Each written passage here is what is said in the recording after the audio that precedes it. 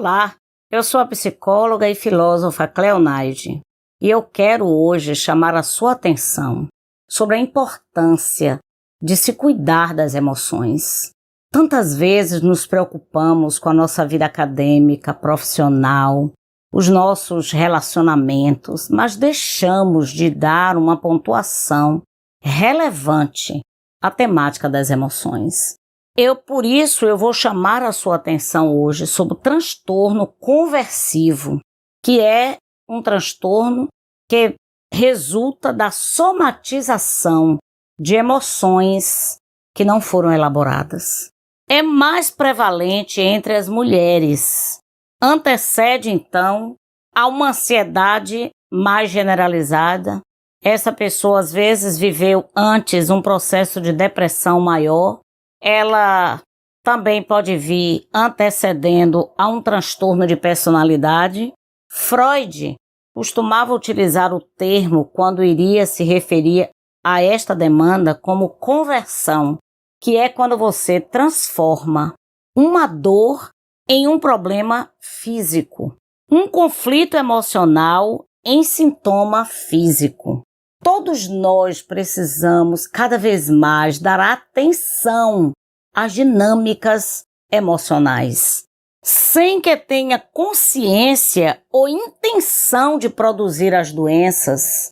Quando nós não tratamos uma ansiedade maior, quando nós não tratamos outros problemas de saúde mental, é como se abríssemos uma porta ou uma janela para outras formas de adoecimento.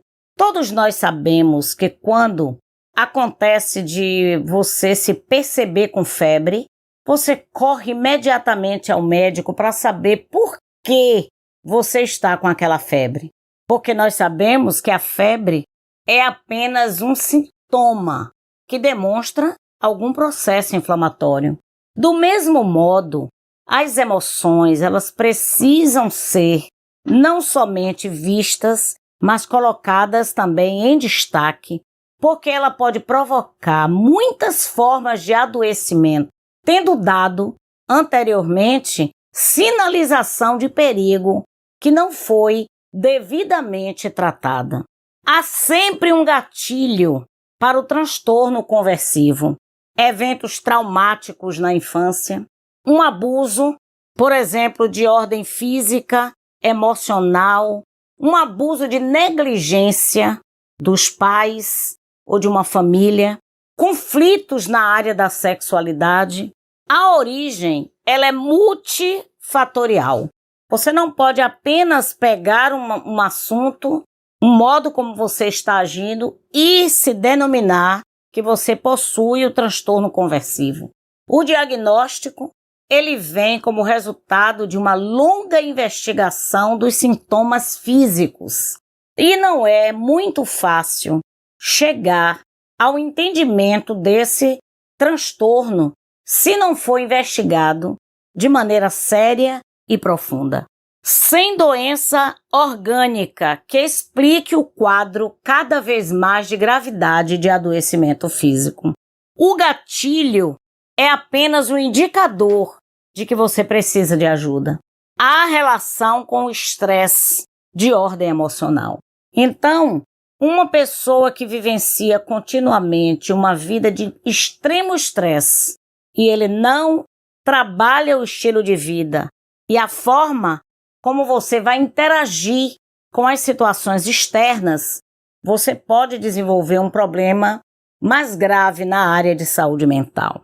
Há uma ligação também com a repressão em relação a alguns conflitos. Nós precisamos tratar tudo aquilo que nos deixa infeliz.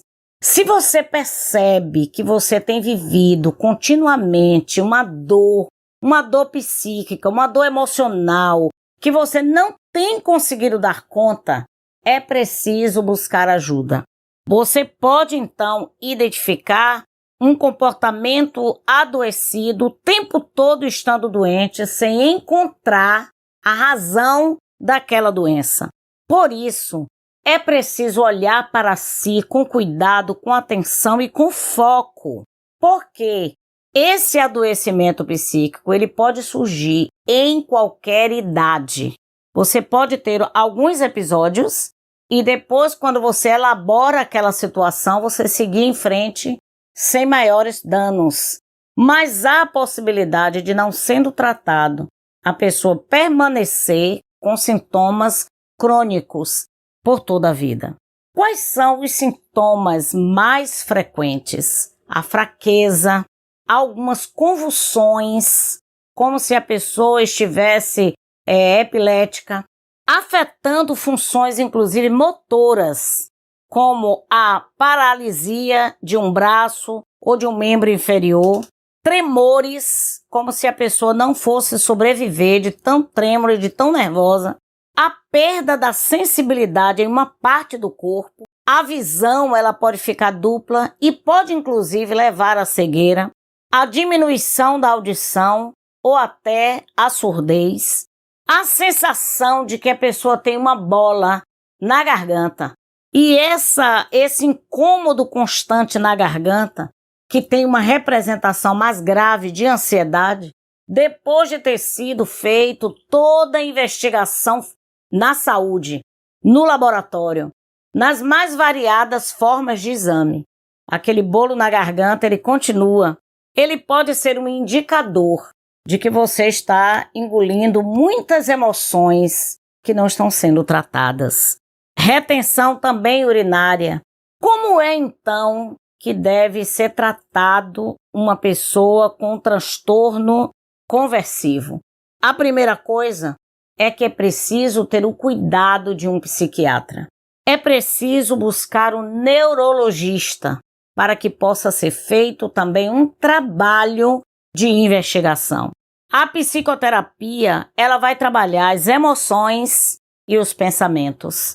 A fisioterapia também, ela vai precisar acontecer.